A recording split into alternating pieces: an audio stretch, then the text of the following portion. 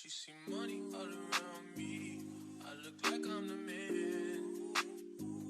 Yeah, but I was down and out like last week. Tell me, where have you been? Came out of hiding, girl.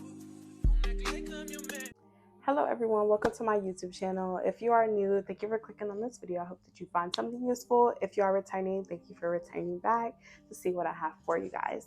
So today I will be doing a video on my master's in health administration program as well as my degree in general. I just know, like, when I was looking for my specific degree at my school, I switched majors and I wanted these YouTube videos that I didn't find. I found like a couple of videos, but I wanted like a high stream kind of like lawyer, doctor type of thing. So I graduated from the illustrious University of Central Florida back in December 2023 with a bachelor's in health services administration and a minor in health sciences. So my minor was for nursing originally, but I switched my major to health administration just because I didn't want to do clinical care anymore, such as. So that's kind of a little background about myself. The first question is, what is MHA? MHA stands for a Master's in Health Administration. What jobs can you get? Broad answer, kind of based upon your individual preferences, your interests, and kind of what you want to do for yourself. I was interested in finance, operations, and consulting. Still current day in my master's, I'm still interested in finance, consulting, and operations as well. As regards to finance, I do see that there's talks about MBA as well, kind of to get those higher positions. However, I'm again not sure if that's even the path that I really want to go into. It's just kind of an interest as of now. But you can become a consumer access specialist, front office assistant, scheduling coordinator, anything in patient access, being in patient financial services, and everything such as.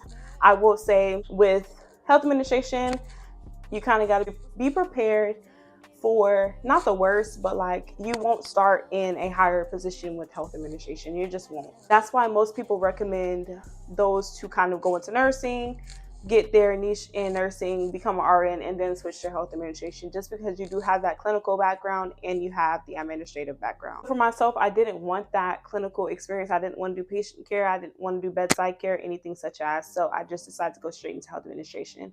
It is possible. It's not impossible. It's just most folks do it that route. So I feel like that's where folks become less confident in their degree. They kind of say, oh, should I do this? Will I be making money? Everything.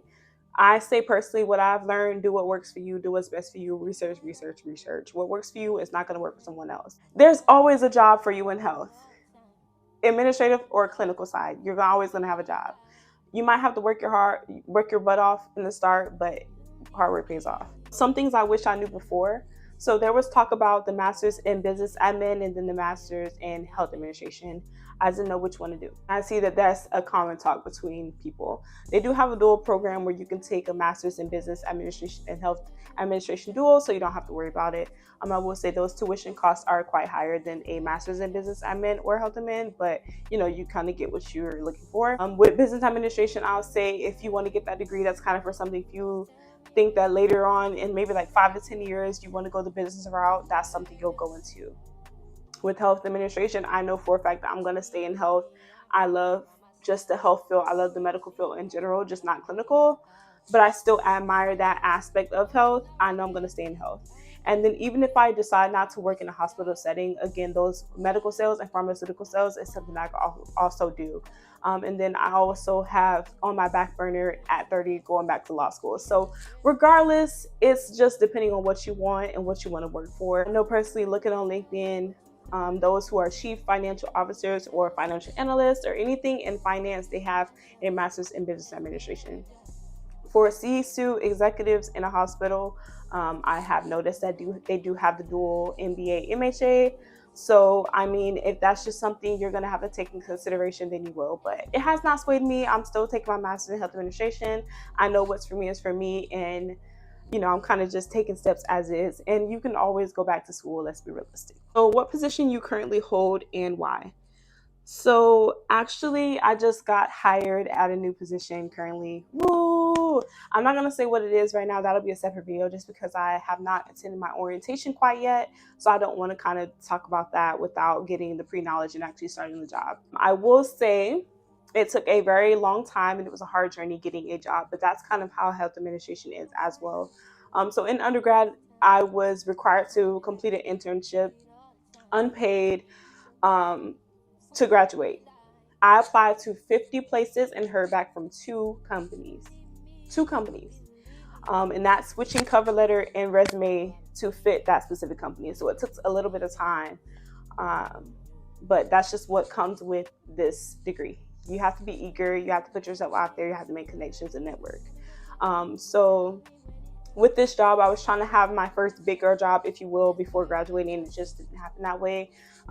I still stayed focused. I was a leasing professional or agent before. That's kind of just like housing, leasing apartments for student housing, stuff like that. I just kind of stayed there until I found an opportunity that was a leverage into my career, and that's just what happened. I'll make a separate video about that again once I start. But I say for getting your foot in the door into healthcare, that is actually the hardest part, in my opinion. That's what I've heard about too before even switch my major, like finding a job. But just realize that you will find a low or entry level position, if you will, and you kind of have to work your way up. Now, I see myself within the next year.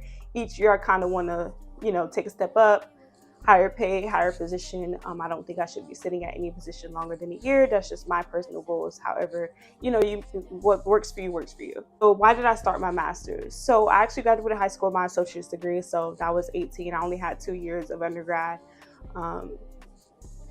I found in college, like, I grew tremendously. Like, you grow in college each semester, not even each year, each semester you grow. You learn something new about yourself. You learn just everything. You learn everything in college. So when I was about to graduate, granted, I even graduated a semester or two later. I was supposed to graduate in summer 2023 or even of spring of 22, if I'm not mistaken. And I just found that that was just extremely, extremely too short. So I wanted to do something in college before I left. There were two things. I did one. I didn't do the other thing, but that's okay. I just feel like what's for me is for me. God has a plan for everything that I put my foot into. So I knew that I wanted to go right back into school because that would be considered my 4 years of undergrad, if you will.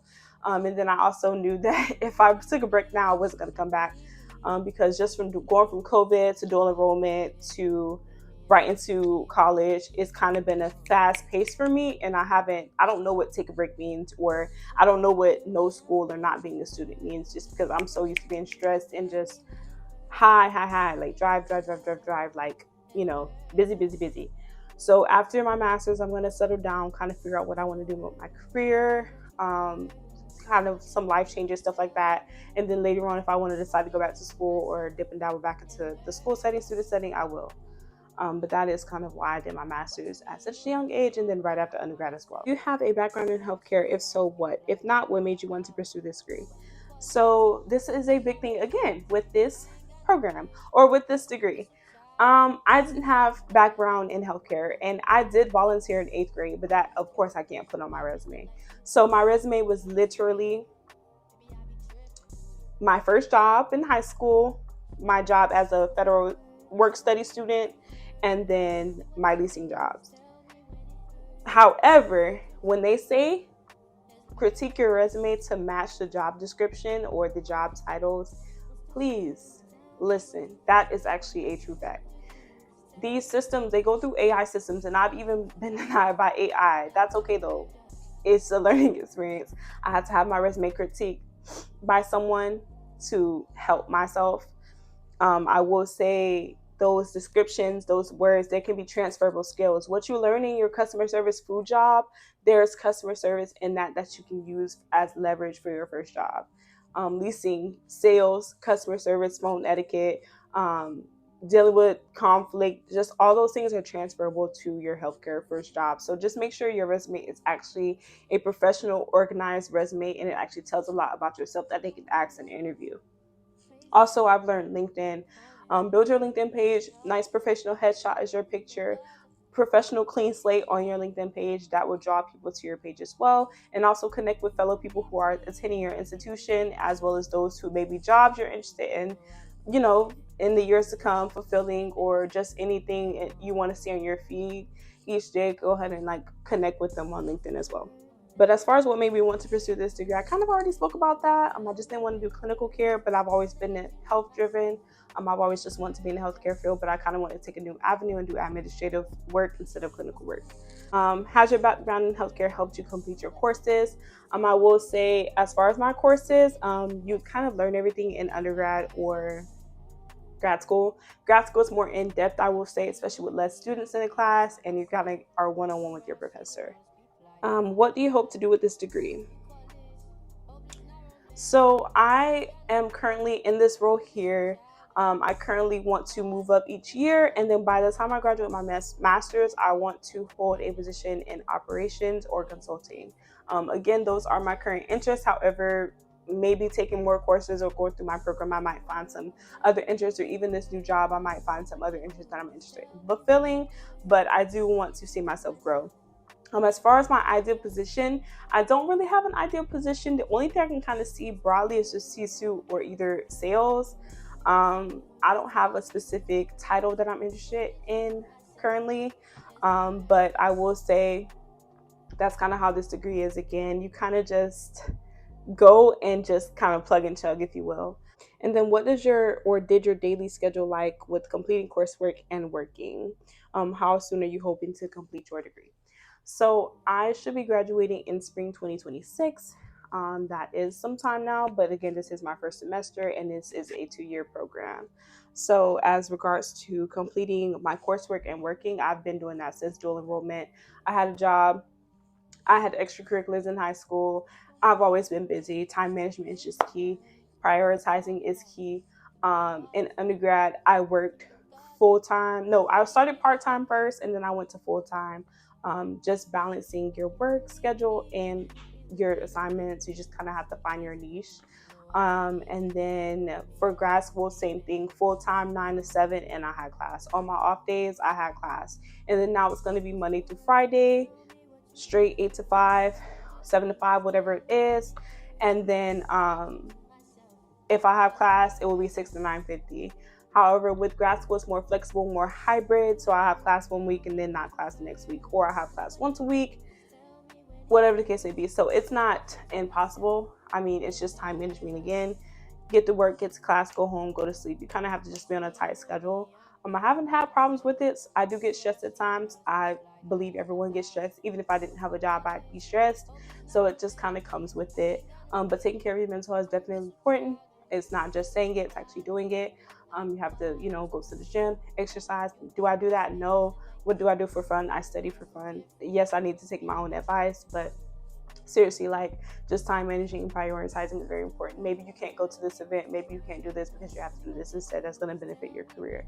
If it's not helping you or adding to your career and it's taken away, I wouldn't recommend putting your time into it, because it's like you're wasting time. Some sacrifices you have to make. You can't go to every event, you can't go to every family event, you can't hang out with everybody, you can't do everything everybody else is doing. And I think that's just a part of growing and maturing and realizing that you want to kind of set yourself up for your career and you want to be successful. Other than that, as far as salary, it does matter depending on what position you fulfill. C-suite can go up to 100K to 200K. Operations can go into 84 to 96K. It just kind of depends. I've just been researching and studying. Of course, those years of experience help you. I will say most people say the older people do get those positions. However, I'm 21 right now. In 10 years, that's 10 years experience right now. Like, who's denying me? But I just feel like personally, my advice that I have is to be confident in your degree. I had to learn that and it helped me. Be confident in what you're studying. It's not a doctor, it's not a lawyer, it's not an engineer, and that's okay. Everyone just wants those 3 main degrees to call you successful or know you're going to make money. They're in debt. Like, sorry, they're in debt, like 300K of debt. Granted, they will be making that money back as soon as possible, as soon as residency ends, but it's like, you get what you pay for. Like, if you don't see yourself doing that, don't bother doing it. Stop watching other people's career, worry about your own career. You being successful is dependent on you and your hard work and your efforts. That's what I had to learn. So be confident. Health administration is not for everyone. Everyone's not going to like it. Everyone's not going to agree with it, but you have to do it.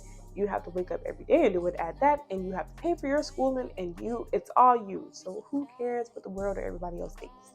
Be confident in your degree. Anyways, if you guys find you have any questions or you need any assistance, you're welcome to drop down some questions or concerns, anything down below. I have not been on my page for a while, but I will be shifting my activity for educational purposes, my master's in schooling and job, big girl job stuff, etc. Feel free to share this video with anyone. And again, thank you for visiting or coming to my page. And I look forward to making more videos and content for educational purposes. Thank you guys again. Bye. Have a good one.